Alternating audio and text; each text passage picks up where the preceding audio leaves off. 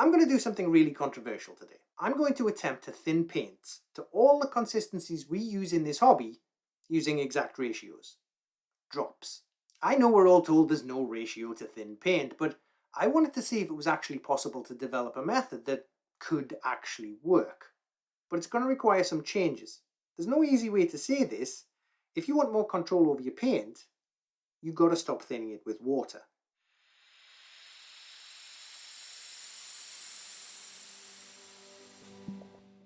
Welcome back to the State of Play. Now that my glut of review videos are out the way, let's talk paint. This is a completely experimental video, take it all with a pinch of Christmas salt, but someone asked me if there was any way to calculate a way to thin paints, and I said, hold my beer. I'm sure most of you can thin paints with water. I have for over 30 years. It's cheap, available, and works. But wouldn't the process be much simpler if you could mix the consistency you wanted using ratios of drops of something? I've started and abandoned this video 4 times since I began experimenting. People kept telling me what I wanted to do just couldn't be done. Paint has way too many variables. You have to feel paint. But I couldn't shake the thought that feel is just a ratio you don't write down. Like making a cup of coffee. You don't measure the water, coffee, sugar or milk. You just do it with instinctive ratios. But it's still ratios. That spoonful or splash of milk is not the exact same size every time, but it's pretty damn close. You'll know when you get it wrong because your coffee tastes like watery dirt. I was starting to think they might be right, but I wasn't going to let a little thing like impossibility stop me. Because I figured, why not try anyway? Either I'll get something that works, or I won't. There has to be at least some starting points you can work with. So, if we're going to thin our paints better, we kinda need to understand our paint.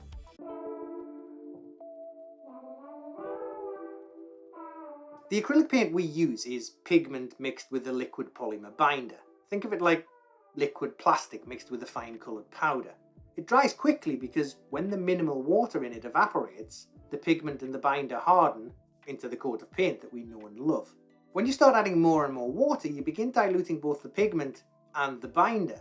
This double dilution is exactly the kind of thing I've been looking to avoid. I didn't want to thin the binder anymore, just the pigment. The more water you add, the problem gets worse. Especially for glazes and washes, you often end up with stains, like the floor of your local Starbucks.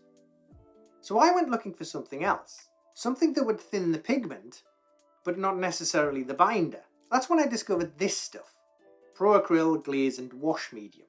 It uses ratios to make, well, glazes and washes. You'd be forgiven for not even knowing this stuff exists, because it came out with no fanfare. And yes, there's literally hundreds if not thousands of products, brands and mediums to wade through, but most just won't do everything. This stuff thins your paint, makes it more transparent, extends the drying time, and it dries matte.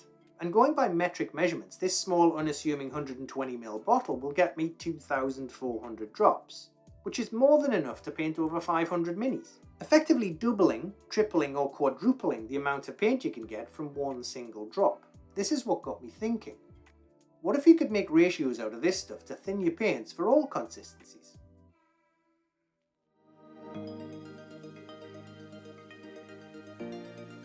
Let's do some visual science, because I like charts. I like anything that takes the guessing and randomness out of the picture. We can plot a chart with thinner and more transparent at this end, and thicker and more opaque at this end. Up here we can put viscous and goopy, and over here we can add runny and more fluid.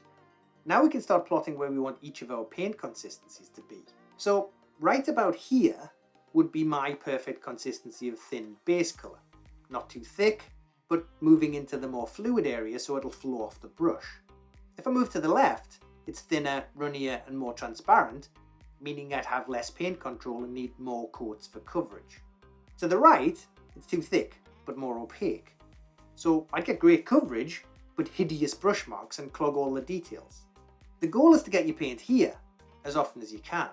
A bit of standard deviation like your cup of coffee isn't going to make that much difference. We can add a bit of leeway because not everyone likes their base coats the same. What can and does separate how you work with paint consistencies is how much you have on your brush. So we can add more information to show how much paint is optimal on the brush for every given consistency, like this. up here being a completely loaded brush, and down here being totally empty. Now we can create different plots for the other consistencies of paint we always use. Under base coats would be layers, more transparent but still relatively viscous to stay where you put it. And with both base coats and layers, sometimes you'll want more on the brush and sometimes less.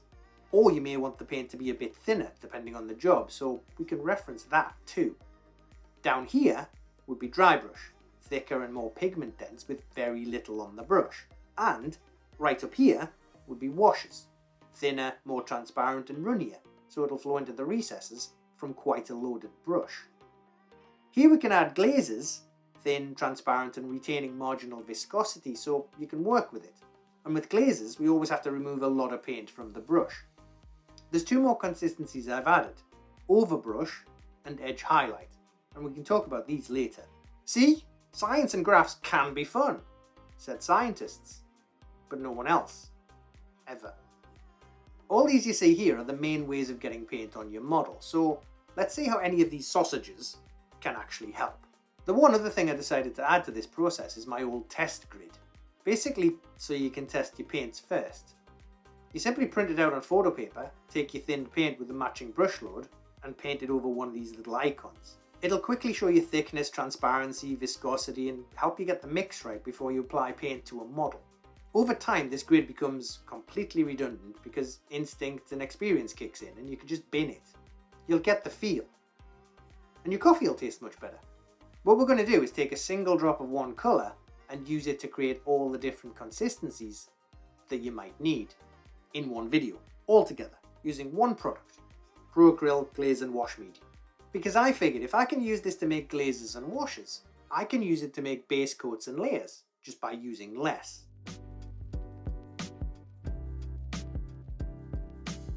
I know this is a weird one to start with in a paint thinning video, but the product is called Glaze and Wash Medium, so it makes sense to show you how the product is supposed to work first, before seeing how we can use it for thinning everything else. First things first, these tops suck for accurate drops. So I basically swapped the top from my golden airbrush medium to put on this. They're exactly the same thread size, making getting a drop out much easier. As you probably already know, a glaze is just a very thin version of your paint colour. More medium, much less paint. Like the way some American hotels think you make British tea, where the hot water and tea bag barely get to know each other. Monument Hobbies' website says 1 drop of paint to 4 drops of medium as a starting point. However, I found the instructions didn't really work for me, not for the glaze consistency that I wanted. So I ended up using 1 drop of paint, 5 drops of medium, 20 drops of water. Now my water drops come from this small dropper bottle, so they might not be the same size as my paint and medium drops, so best to experiment yourself. Now I know I said at the beginning not to use water to thin your paints, but strictly speaking here, we're not actually using water, we're just actually mixing paint, binder and water into the correct ratios, or at least ratios that work for me to get a good glaze. If you want it more transparent, add more. Less transparent, add less. It's always been the case with glazing that you want very little paint on your brush. Load up your brush and dab most of it off onto a kitchen towel, while twisting it into a point. On the grid you can test how transparent your glaze is. It should barely tint the black and the white. Once you've got the mix how you want it, you can add this to the chart. Of course, this mix created here is a base guide. There'll be times you'll want something much thinner, but it's a great starting point to get easy blends like this, from something really dark to really light. It's worth noting that this mix got me 10 times as much usable paint from one single drop. The other consistency this medium makes easier is a wash. The one consistency you'd think would be the easiest to make turns out to be the hardest one of all. I mean, it's just watery paint that runs into recesses, right? Sure, but mixing paint with a lot of water just makes coloured water. And when you put this on a model, it just goes everywhere, runs downwards fast. Like having food poisoning at a cheap restaurant. And it dries in weird stains and patches. The wash and glaze medium fixes that too. With a wash, again, I found that Monument Hobbies instructions were a good starting point, but didn't work for the kind of wash that I wanted. So I ended up making 1 drop of paint, 5 drops of medium, 25 drops of water. And amazingly, you've got a wash that works just like the washes you're used to, but from paint. I'm not sure how useful making a wash is these days when you can buy them ready-made or thinned down contrasts or speed paints, but if you didn't want to go out and buy a load of specific products, you can just make one with the paint you have, really quickly. This time, we load up our brush and put on our wash, or load up less and be more precise where you place it, the difference between an all-over wash and a recess shade. You can test this on your grid if you want, but flat paper has no recesses, so it's of little benefit unless you want to test transparency. Then we can put this mix on our chart.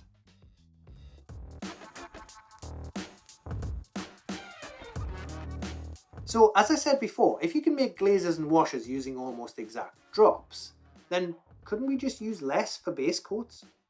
The goal of a solid base coat is full coverage in as little layers as possible while retaining every tiny detail on the model. This is where the famous too thin coats came from. Since that phrase was coined, however, the hobbies moved on. It's still totally valid, but many products do now do it in one, give or take. Vallejo Metal Colour, for example. And I have high hopes for the Army Painter Fanatic range. So the first thing to do is test whether your base coat even needs to be thinned at all. Some just don't. On our grid, we can test that straight away. If you can see brush marks, it needs thinned. Let's thin a base coat with the glaze and wash medium. 1 drop of paint, 2 drops of the medium, and 2 drops of water. But you've got a very smooth covering base coat. Will it change from colour to colour, brand to brand, how long you've owned the paint? Well, kind of, but also not really. It's not like Pro Acryl Green needs 10 drops of the medium and Citadel Purple needs half a brush. It's really minor tweaks you need, if any at all. All you're aiming for is coverage that doesn't obscure all the model's details. Still too thick? Add a bit more of the medium. What you want here is to learn a starting point ratio that works for you. And write that on your own chart. Pretty much every other colour in the range is going to be somewhere in the ballpark, like that ever-changing spoonful in your coffee. It also does a great job of matting down the satin nature of Citadel paint. It's not going to make yellow into a miracle paint no matter what it says on the bottle. You'll still need more coats, but at least now they'll be smoother. So, how much paint do you need on your brush? Base coats are quite subjective, as some people like loads of paint to spread around and some want precise control, so looking at the chart, it's going to be somewhere in this area. I tend to aim for enough that still allows me to see the shape of the brush hairs, including the point. Yes, the point. Not some brush end that looks like a mop. You see, this way I can still control exactly where I put the paint and not flood the details because I can see the brush shape. If I can't see the shape, there's too much paint. If I can't see the colour, there's not enough paint. You can get some very smooth base coats with this mix. The robes on my Sisters of Battle were done this way in 2 coats. As before, I've now got 5 times more base coat with this mix from 1 drop.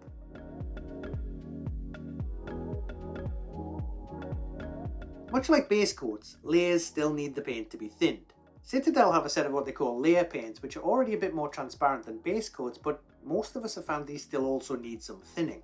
And most other brands don't have a specific layer paint anyway. With a layer, I used 1 drop of paint to 3 drops of the medium, and then 3 drops of water. But do some experimentation because maybe you don't want your layers to be the same kind of transparency as me. Now, on our grid, we can test. Can you see the black through the paint? And with this, you want less on your brush than a base coat, mainly because you need much more control with layers to place the paint exactly where you want it. A pointy brush again, we're painting miniatures, not kitchen walls. Tweak the mix until you get the transparency exactly how you need it, and note that mix on your chart. Just like the base coat, I've managed to mix way more paint to use from that initial drop.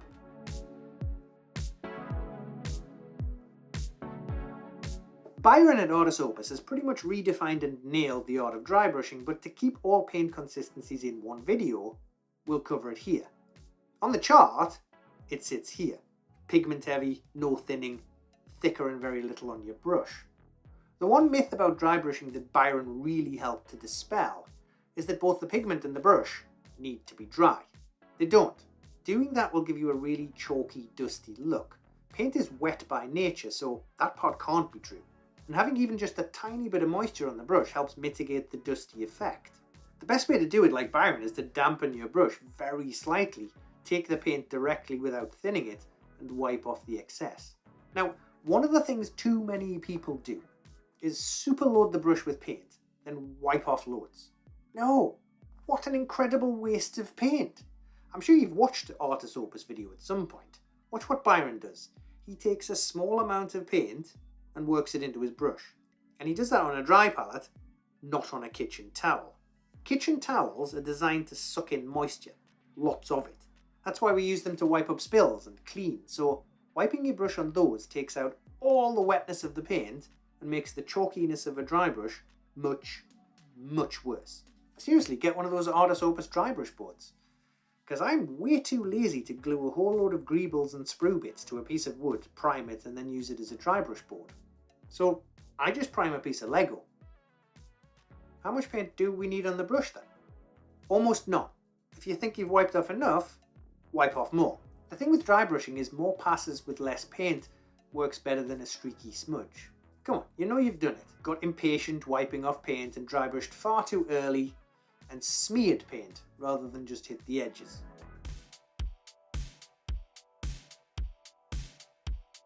Overbrushing wasn't a very well known or even used technique for a long while. It had its place back in the day when you'd paint guns black, then overbrush gunmetal. This would leave all the black in the recesses but solidly coat every other surface.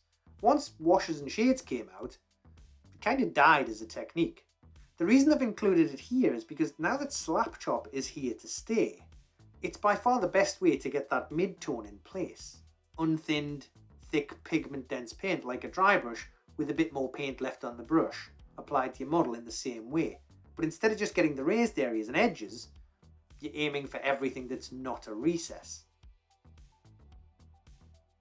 On our chart it sits here, same paint consistency as dry brush, the only difference being the brush load. You can absolutely test this on the printed grid too, but again, it's much better done on a texture palette. You should see way more paint left than a dry brush, but nowhere near a base coat.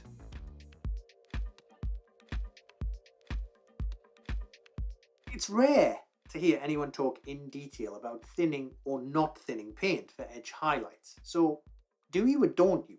I mean, an edge highlight is a bit like a more precise dry brush, but does that mean you don't thin the paint? Or because you need it to flow better and for longer, then you do thin it. The last thing you want with an edge highlight is for the paint to be so thin you have to do it twice. Seriously, you've got to be so precise, there's no guarantee you'll get it in the exact right place a second time, so we really want full coverage on the first pass. But we don't want it so thick that it leaves globs of paint on the edges. I now basically mix my edge highlight consistency exactly the same as my base coat. Often with edge highlights I don't add water to the mix at all to keep the consistency a bit thicker, and with the retarder in the glaze and wash medium, it gives me longer to work with it. But you take more paint off the brush than you do with the base coat to give you finer control, using the side of the brush for some details and the tip for when you can't get the side in the right place, and by rotating and holding the model every which way under the sun. For this one, you'll absolutely need to see the point of the brush and the colour on the brush you're applying to get it in the exact right spot.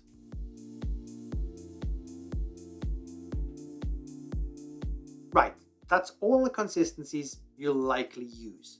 If you wet blend, then this stuff works with that too, as it dries slower, so it gives you more time. So you'd mix up two base coats and have more time to blend them together.